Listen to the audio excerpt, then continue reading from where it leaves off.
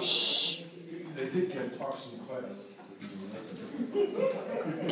Okay, we're Brucey and we're talking around student discipline. And we sort of focused around Holmes County because that was where we're from for the most part. So this way. And we have this one. Okay, our group was a little bit different because like we had two people from Holmes County, even though they work with different organizations, and they also fill different roles. One is a school board member also.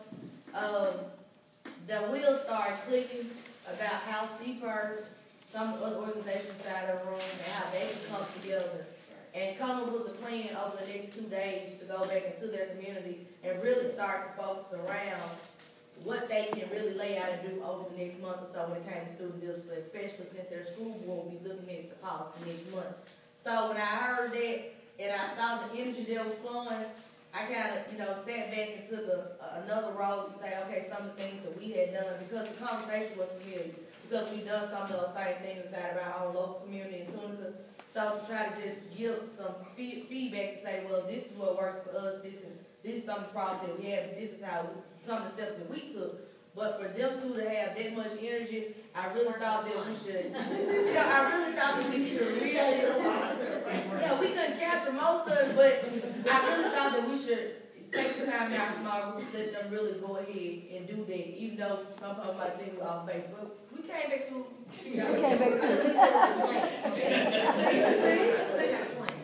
Okay, so part of our investigation pieces, we said, okay, well, what do we do in terms of investigating? We're collecting stories. We've done a lot of that already. Reviewing the data. Some of that Ellen talked about looking at some of the testing data in terms of, what did you say? Looking at the testing data, while it's academic, it also, there's a correlation between how well children may or may not be doing and discipline. Right. So we recognize that. So analyzing the data.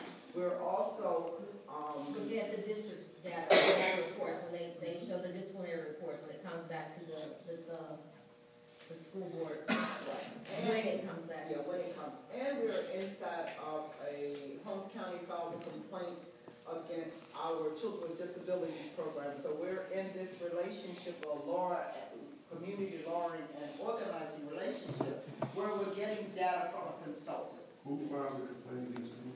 Knowledge Jenkins Family Center, in support of parents and parents, filed a complaint against the Holmes County School District Children with Disabilities Program. So instead of litigating the matter, we ended up with a negotiated settlement agreement. And so in that agreement, we asked for data from the consultant. So I think we're different in that way that we have some data that indicates how well the students are doing in the Children with Disabilities Program, but not only for them. As part of our agreement, we asked for data coming from the general education population. Comparison between the regular ed and the Children with Disabilities, because one of the things we asked for was the positive behavior intervention and support model to be implemented as a way to get rid of corporal punishment and to implement positive policies around our children. So we have some data. Question. Yes. Have you asked for more data than just testing data? Are you looking at like graduation rates? Yes.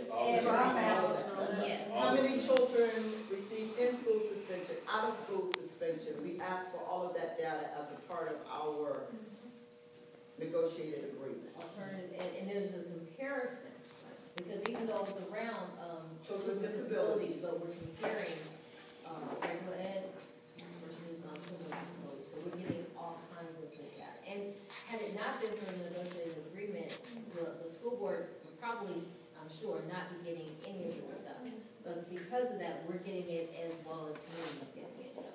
So the principle we can derive from this that goes beyond Holmes County is that A, the data exists. It does. B, there may be difficult to get, but in each district we can figure out how to get it. Yes. If it even may require filing some kind of complaint or request or demand or whatever. And C, we might want to consider working with MDE to make some comprehensive rule that says you've got to disclose this data without going through how you get it, right, and so on. So there's a general principle here that the stuff that would help if we can only get our hands on it. And here's where we are, negotiation-wise, with MDE in a real sense. MDE learned inside of last session just how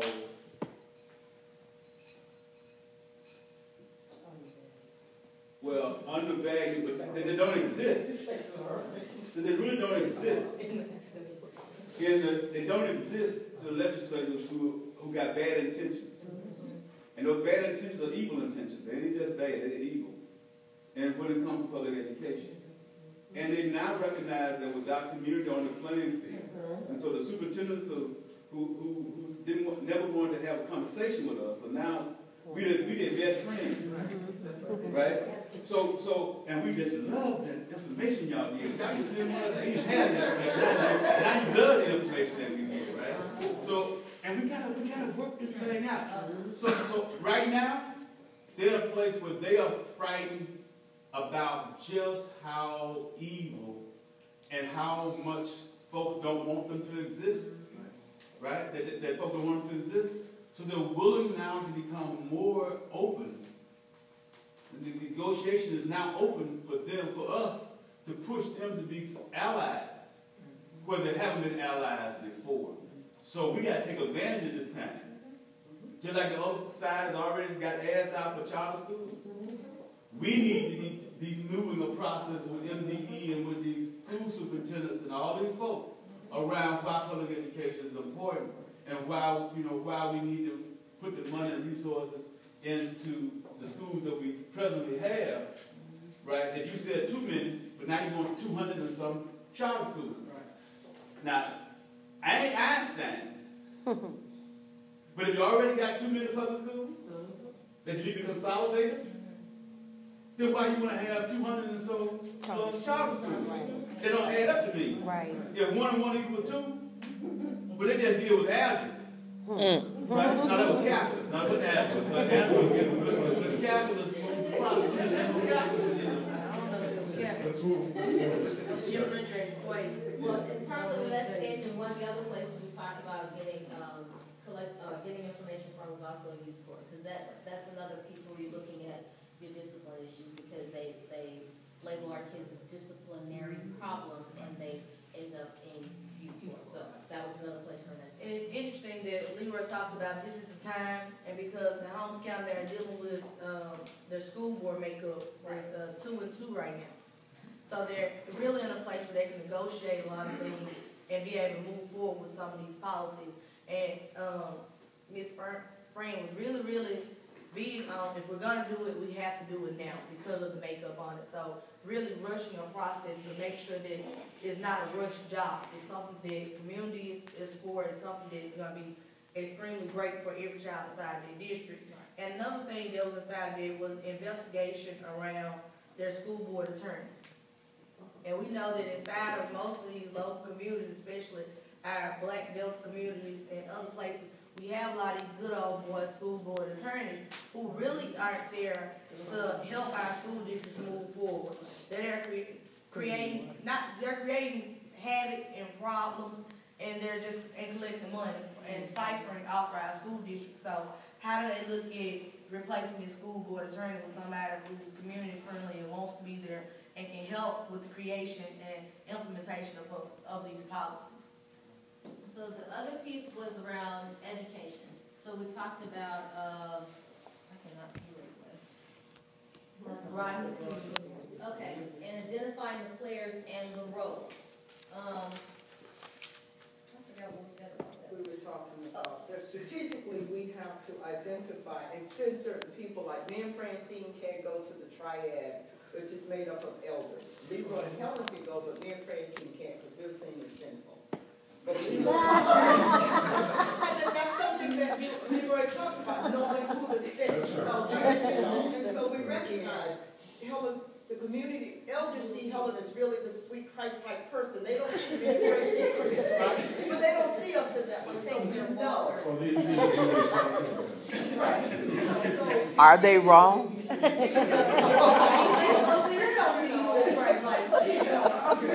what I said, we don't see them that way either, so it's okay. But we're cool out in the hood, we can hang with Right, people, that's there's our certain element. places we can go to, and we're all right. But other places, they love Leroy and Helen, it's all right.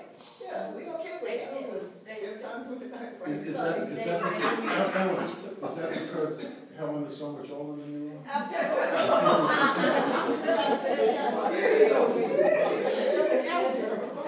But going back also, I think you talked about, Identifying the players, like, for example, we used to have a mean county prosecutor. Yeah, as a matter of fact, Francine and I were almost locked up by this white male county prosecutor. And we recognized that parents wanted to get through the probable cause hearing when bad things happen in the school. We had to replace that person, and we've done that. Now we have to bring that person into understanding what her role is inside that I process. mean, the new prosecutor. The new prosecutor. You know, so she we're. looks like us, but Right. she doesn't understand her role. So that education piece comes into letting her understand, you know, we're not accepting any excuses. That goes into negotiation part. We're not accepting any excuses from you. You're gonna have to do your job. But she didn't understand what she was supposed to do. And Ellen says, yeah, this is what you're gonna do. Yeah. No excuses. Here's what your job is. Wait, we got you. See the money slide. Like, here's what your job is. Oh yeah, you're gonna do that. So you're really in the policy and governance model. That's right, absolutely, that's exactly Because you've got what we are. people in place, and now you're holding them accountable. Exactly. And one of the things that we talk about is the leaders inside of our communities are not strangers. They're in church with us, they're inside of our families. As a matter of fact, our county prosecutor is Leroy Cousin. So we're in a position to say, we can hold you accountable. This is in blood, it's not personal. But here's the law, and we want you to do what the law says. And now if we need to help her to understand her role, and we are helping her to understand her role. Because this was a policy piece we wanted. Families never could get through the process. Now we've got someone there who's community friendly and understands, but now we've got to hold her accountable and help her to be So, done. so the way in which you're working is an example of an empowered community, using its tools and skills to hold the public officials accountable, which is your governance model. Yes, absolutely. Okay, in negotiation, this why folks don't like them. They ain't Christ-like. Truth telling is Christ-like. Like the way you say it, but truth telling is Christ-like, right, Leroy? And they gonna think y'all for the juice, so it's, all right, keep on. They wrote your negotiation.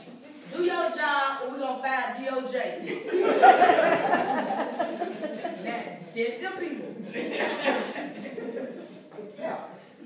Well, that's, look, in every situation, you need people who are the headbangers, Right. and then they go to the peacemakers, who are just as strong on principle, but are Christ-like, and essentially feel better conceding to the peacemakers, and I didn't take nothing from those headbangers. That's what Okay, they that's cool. Leroy said, a half-truth is a whole lie. There you go. I did say that. I told them that. That's right. And it's interesting, he said those things, and when we say them, it seems like it's not coming from Leroy, it's coming from us, but Leroy actually. Now, when Ellen tell people, you laugh. She ain't gonna say I have, all poetic, like you were saying, I have the truth, and a whole lot. She'll say, now you laugh. And then I'm gonna beat up. But now, let's give you a demonstration of how you move between these four elements all the time. Francine is in relationship again. We recognize who can get the work done. Francine is patient with the FDP. There's not a member of the FDP under 90. Francine can go, and she's been really, really patient. Francine is working with the NAACP. We're sending Helen and Leroy to the triad. Then we're going to hold the youth summit.